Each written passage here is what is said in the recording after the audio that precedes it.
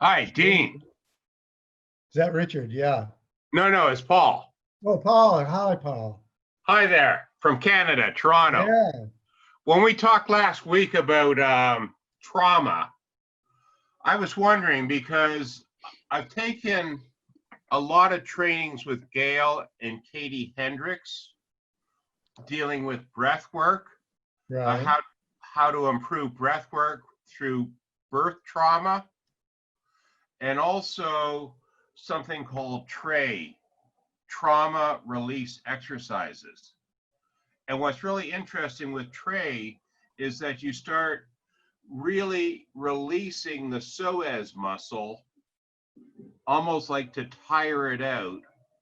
This starts your whole body vibrating to release that holding patterns of trauma. And I was just wondering if that's something that we could discuss with the way we work as Trager practitioners. So I guess it's breath work. How does the psoas muscle, I guess with the Trey trauma release exercise, I don't have the name of the person who developed it. I trained with a person here in Canada who used to be a Trager practitioner, and then she got into this as her primary work. Yeah. Well, let's chat further about that with emails. One of the big ideas that came out of last week for me was how many people were interested in a webinar addressing trauma.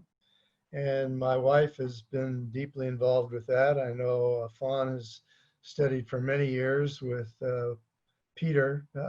I'm blanking his last name. Peter Levine? Levine, yeah.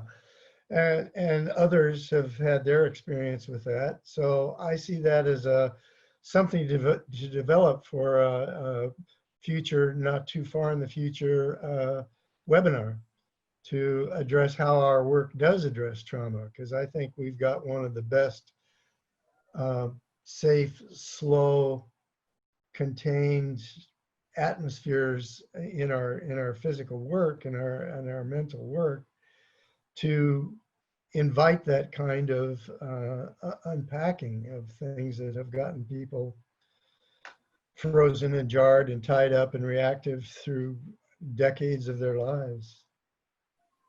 You know, it's, working as a clinician for 10 years in the hospital system with substance abuse and mental health up here in Toronto. I love what we talked about last week and the fact that we can do Trager without anybody having to disrobe. So I was able to do Trager as part of my clinical work that was safe for people dealing with really, really horrendous trauma issues. And it was amazing how effective it was. And I don't think there's any other body work out there that we can, safely assist people to start releasing those holding patterns. Well, anyway, as I was saying, I think that's something we could delve much deeper and in more detail in. I'm even thinking of having not just myself field questions around all that with the webinar and a follow-up group, but have a panel of people whose work has led them into some extensive experience with trauma release and all that that entails. Okay, thank you, Deane. Sure, thank you.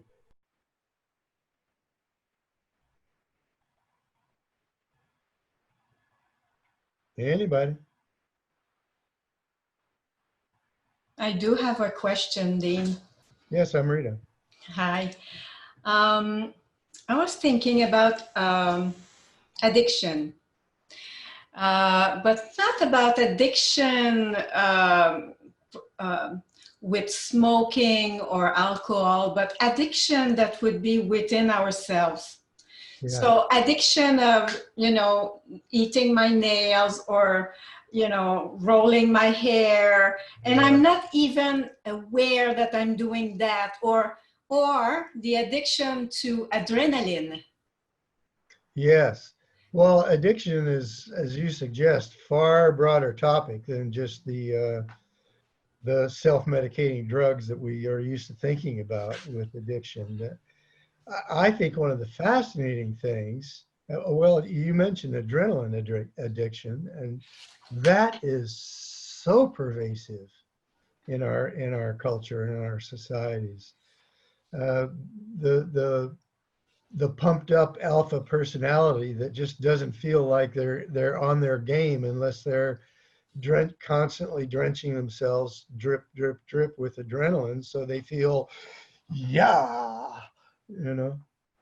And I think it extends even further than that. We've got our own little pharmacopoeia in here of psychoactive substances, more of them than just the adrenal cortex thing. I find fascinating Candace Pert's research in this light of neuropeptides. And what neuropeptides are chemicals that are released by various tissues and cells in the body that contribute to many, many things, immunity, wound healing.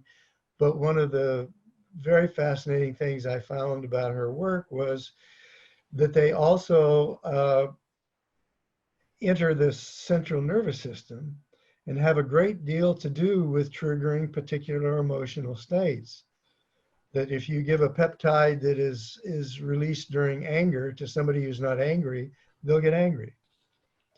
So we are calling on that neuropeptide pharmacopoeia all the time to set ourselves up for dominant emotional states and tones. And I think this is something that meditation, for instance, addresses in calming those disturbing kinds of dominant emotional tones that are being released by our own biochemical, psychoactive molecules in our system. So, yeah, and I think addiction has a great deal to do with not feeling well in one's skin under what we might refer to as normal circumstances. So we draw on these neuropeptides, we draw on our substances in order to feel okay in our skin and quell anxiety or produce anxiety if that's our operant mode that we feel on our game with. So where would you I feel put myself the, wondering a little bit, and I think that our work can be extraordinarily effective in not only reducing the self-medication impulse, but in getting some self-regulatory control over adrenaline drip, over various neuropeptides that ignite certain emotions, and we keep that neuropeptide on call so that we're in that emotional state which we feel familiar and okay with, as opposed to other states. Depression, the field is wide. But I think our work, and certainly Milton's work and the gift he tried so hard to give us all, is very relevant to that kind of self-regulation and finding other ways to feel good in your skin other than your normal dose, whether you take it from the outside or you produce it from the inside.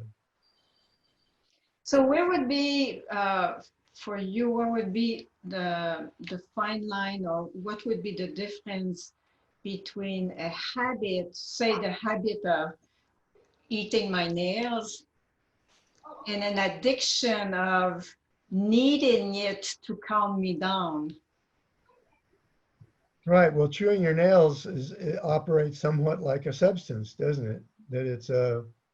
And I'm creating it. I don't eat my nails, but I was a great thumbsucker from infancy on for an alarming number of years, and that was my psychic pacifier, and it got me through a lot of turmoil and conflict and anxiety in my young life. If things just got too much for me, And that's just another instance. I was addicted to that thumb for a long time.